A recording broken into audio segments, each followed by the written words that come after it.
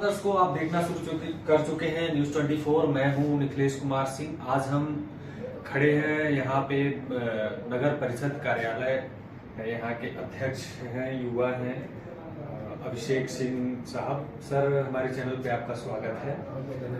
एक चर्चा का प्रकाश बना हुआ है, जो पथ विक्रेता है, बाजार मार्केट का जो टैक्स लगता था, गरीबों का टैक्स 1000-1200 से ज्यादा देते थे, वो आपने कम से कम किया है। क्या है इसके पीछे उद्देश्य, क्या है और कैसे आपने ये पहल की है, जरा बताएं। इसके पीछे उद्देश्य ये है कि हमारे मुख्यमंत्री जी की ये मंशा थी कि जो ये गरीब ठेला लगाते हैं, रेहड़ी पटरी बैठ के अपना जीवन यापन करते हैं, उनसे जो ठेकेदार लोग होते हैं वो वसूली करते हैं रोज के रोज, जो ठेके में लेके उनको परेशान किया जाता था। तो ये हमारे पास निर्णय लेने का अधिकार था कि हम इसको कम से कम कैसे करें और इसको बंद कैसे करें जी। तो हम लोगों ने ये निर्णय लिया है कि अब इसको महीने में 6 महीने में इसको पहले तो जमा किया जाएगा कार्यालय में जी। और जो मंशा थी मुख्यमंत्री जी की कि गरीब को तो अधिकार है अपना जीवन यापन करने का, मात्र रोजी रोटी के लिए, अपने पेट के लिए वो कमाते हैं, अपने बच्चों के लिए कमाते हैं, उनसे भी अगर वसूली की जाएगी, इस तरह उनको परेशान किया जाएगा, कोई अपना जीवन यापन कैसे करेगा। तो इसलिए हम लोगों ने निर्णय लिया है कि मात्र 2 रुपए महीना जी, एक बहुत मामूली सी फीस है। सर, पहले कितना लगता था? पहले ये करीब 5 रुपए रोज लगता था। अच्छा। जो आपका ठेकेदार होता है वो 5 रुपए के अलावा भी वसूल लेता रहा होगा, परेशान करता रहा होगा। रोज का 5 रुपए लगता था, उसको हम लोगों ने महीने का 2 रुपए, साल का 24 रुपए कर दिया है जी। लगभग ये मुफ्त ही हो गया है। अब यहाँ किसी को अपना जीवन यापन करने के लिए किसी प्रकार का कर नहीं देना पड़ेगा। निश्चित रूप से ये गरीबों के लिए बहुत अच्छी एक पहल शुरुआत आपके द्वारा हुई है।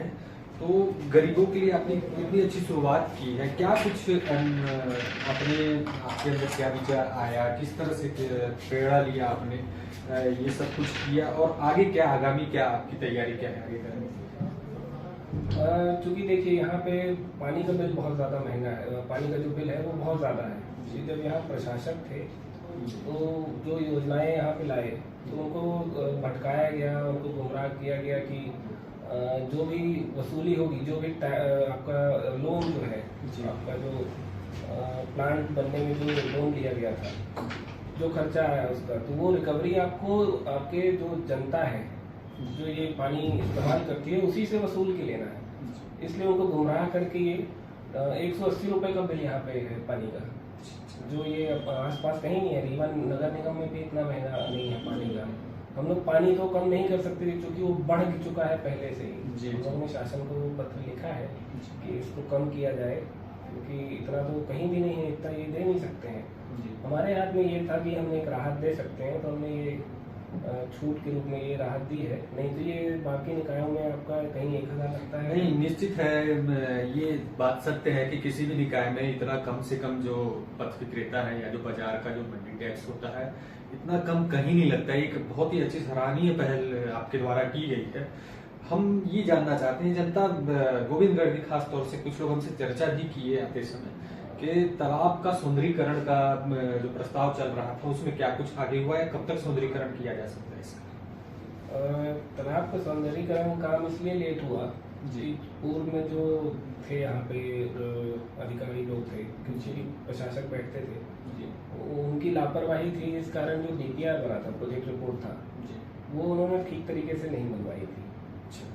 तो उसको अप्रूव होने में बहुत समय लग गया, बार बार उसमें क्वेरीज आती रही। अब जाके वो DPR अप्रूव हो चुका है जी।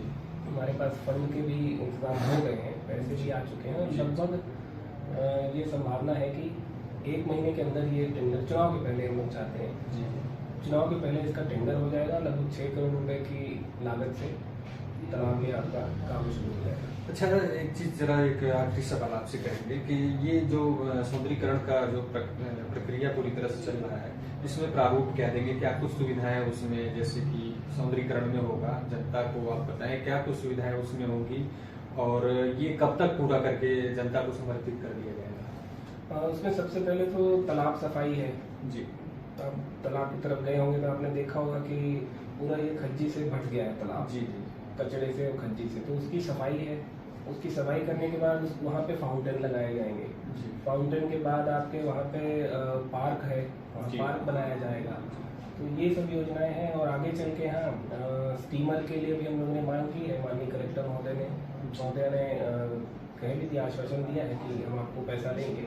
तो यहाँ स्टीमर भी चलाएंगे और टूरिज्म के दृष्टि से इसको हम डेवलप करना चाह रहे हैं कि ताकि ज़्यादा से ज़्यादा लोग आस-पास के यहाँ पे आए और 2 पैसे का व्यापार भी मिलेगा यहाँ लोगों को। निश्चित रूप से युवा अगर नेता कोई होता है तो एक नई सोच, नई पहल के साथ काम करता है। एक अच्छी सराहनीय भूमिका आप निभा रहे हैं यहाँ पर, नई सोच को लेकर आगे चल रहे हैं। अब देखना ये है कि यहाँ के लोगों को कितना इनका सपोर्ट होता है, कितना इनको सपोर्ट करते हैं, क्योंकि नेता के साथ साथ जनता का भी सपोर्ट जरूरी होता है। स्वच्छता के साथ सारी चीजें, अगर जनता सपोर्ट नहीं करेगी तो विभाग कितना करेगा। भाई जनता भी जरूरी होती है कि स्वच्छता, किसी भी चीज को अगर निर्माण होता है तो उसको स्वच्छ रखा जाए ताकि आगे तक चलता रहे। हम बात कर रहे थे नगर परिषद अध्यक्ष हैं यहाँ के अभिषेक सिंह साहब। बहुत बहुत धन्यवाद आपका हमारे चैनल पे आपका।